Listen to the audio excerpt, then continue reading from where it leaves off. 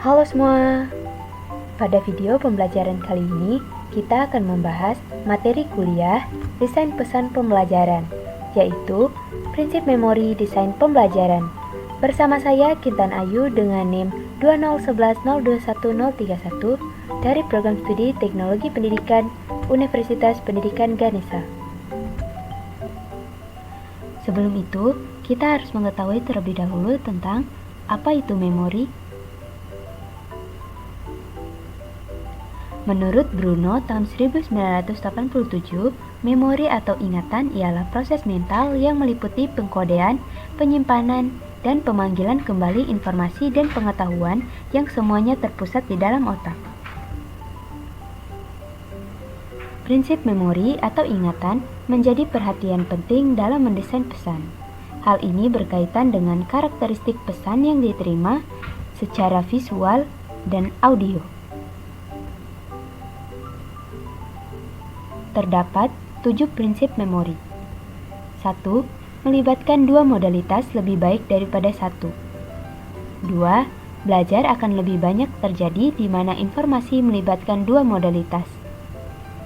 3. Pesan konkret akan mudah diasosiasikan dan diingat. 4. Untuk pembelajar pemula, dimulai dengan menyajikan pesan-pesan konkret. 5. Keterampilan psikomotor dan belajar hafalan lebih mudah diingat melalui praktek daripada penjelasan verbal.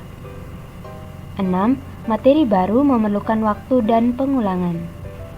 7. Transfer pengetahuan dalam situasi nyata meningkatkan daya ingat.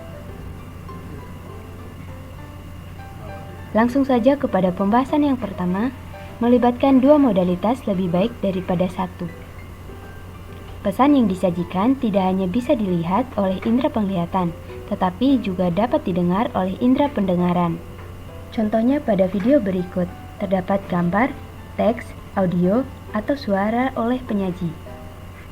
Hingga saat penulisan kami pada 29 Januari 2020, ditemukan 6.095 kasus positif coronavirus, 9.239 kasus suspek coronavirus, dan 133 orang yang meninggal dengan tingkat kematian sekitar 2,2%, jauh lebih rendah dari SARS atau MERS. 2. Belajar akan lebih banyak terjadi di mana informasi melibatkan dua modalitas. Penggunaan dua modalitas tidak hanya berupa penglihatan dan pendengaran, dapat juga berupa penglihatan dan sentuhan atau gerak. Penggunaan lebih dari satu modalitas juga sebagai upaya mengakomodasikan gaya belajar pembelajar. Contohnya pada gambar berikut, yaitu menggunakan gaya belajar visual, auditori, dan kinestetik.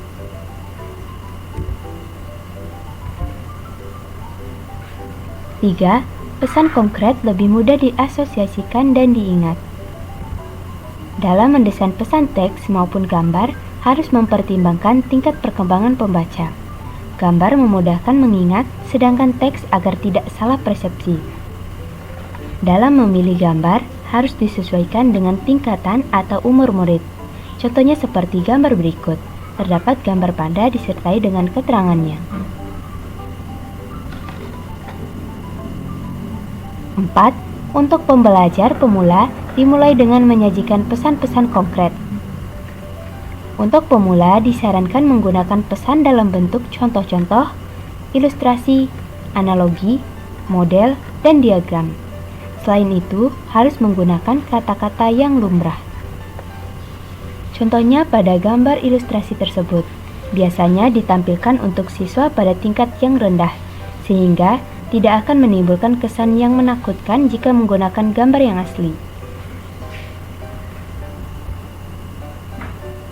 5.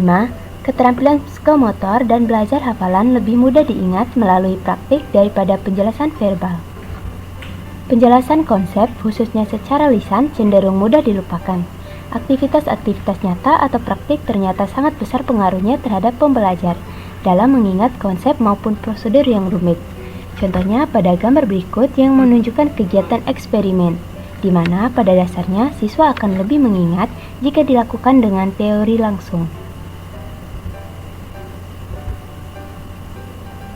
6. Materi baru memerlukan waktu dan pengulangan. Pengulangan dapat digunakan untuk meningkatkan pemahaman dan daya ingat terhadap suatu konsep. Penggunaan prinsip ini mesti berhati-hati agar tidak terkesan monoton. Contohnya seperti pernyataan berikut, yaitu terdapat pengulangan pada kata protokol kesehatan. 7. Transfer pengetahuan dalam situasi nyata meningkatkan daya ingat. Pengetahuan yang telah dipahami perlu diterapkan dalam situasi nyata agar lebih tahan lama tersimpan di memori. Contohnya pada gambar berikut yang menunjukkan kegiatan eksperimen fisika. Penerapan konsep tersebut dipercaya lebih tahan lama tersimpan pada memori. Itu saja yang bisa saya sampaikan dari video kali ini. Mohon maaf atas segala kekurangannya. Terima kasih.